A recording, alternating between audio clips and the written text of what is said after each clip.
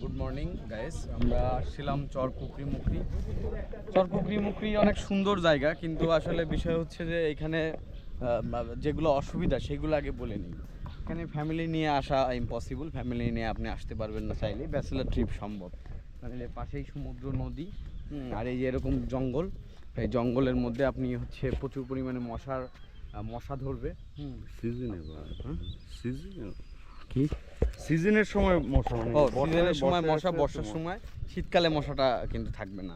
আর একটা সমস্যা হলো টয়লেটের যে বিষয়টা, মানে আপনি যাবেন সেখানে, আপনি তো খুলতে পারবেন না, তার আগে আপনাকে অ্যাট্রাক করবে। হ্যাঁ, এটা একটা কঠিন অ্যাডভেঞ্চার। এটা ইমরুল ভাই ভালো বলতে পারবে। ভাই বলেন, আপনি বলেন।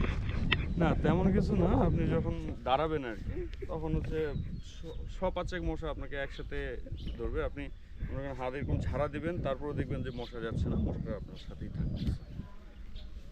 আর রিভিউ দেন, চরকুকরিমুখী আসলেন, আপনার অনুভূতি কি?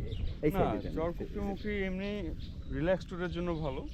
খুব বেশি অ্যাডভেঞ্চার চিন্তা করলে লাভ নেই। এখানে আসবেন, রিল্যাক্সে টেন্টের মধ্যে থাকবেন, থেকে সমুদ্র ঠিক না, এটা হচ্ছে মেঘনা নদীর শেষ মোহনা অ্যাকচুয়ালি।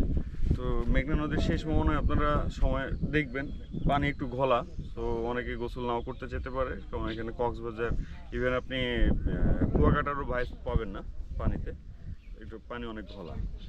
তো গোসল এটা আপনার উপরে ডিপেন্ড করতেছে। আর এমনি সুন্দর, অল ওভার হচ্ছে সুন্দর। আমরা রিসেন্টলি মেরিঞ্জা গেছিলাম, মেরিঞ্জার থেকে এখানকার ভালো, খাবার দাবারের মানও ভালো, এবং থাকার যে পরিবেশ এটা অনেক সুন্দর।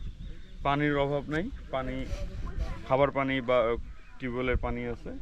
আর ওয়াশরুমটা একটু সমস্যা, হয়তো এটা আমরা অফ সিজনে আসছি দেখে, তো সিজনের মধ্যে অর্থাৎ শীতকালে আসলে আপনারা হয়তো আর একটু বেটার ফ্যাসিলিটিস পাবেন।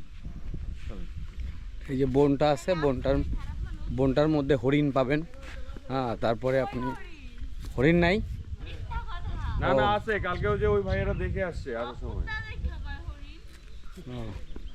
দেখতাম আমি আপুরেই হরিণ মনে করছি। যাই হোক, তো এই হলো অবস্থা। আমরা এখানেই ব্লগটা শেষ করে দিচ্ছি। ছোট্ট একটি রিভিউ, আমাদের এই যে ট্রেন ছিল এটা।